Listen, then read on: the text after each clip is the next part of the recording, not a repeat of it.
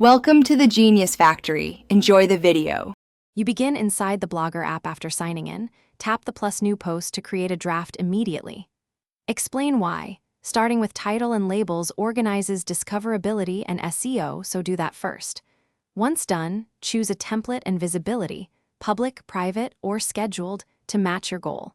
Make sure to add a featured image now because thumbnails affect click-through. You're ready to type the first paragraph. Keep sentences short and add a clear H2 to structure content as you proceed. You'll now focus on the middle steps, writing and formatting efficiently.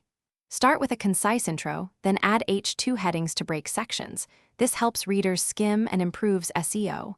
Use the toolbar to bold key phrases, insert links for sources, and create numbered or bulleted lists for clarity.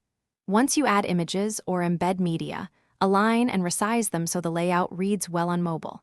After each major edit, preview the post and rely on autosave to prevent loss. You're at the final steps. Finalize settings and publish. Confirm the permalink and meta description to control search snippets, then set a publish time or schedule for later. Scheduling helps reach peak audience times. Tap publish and then share the post link to social networks or email.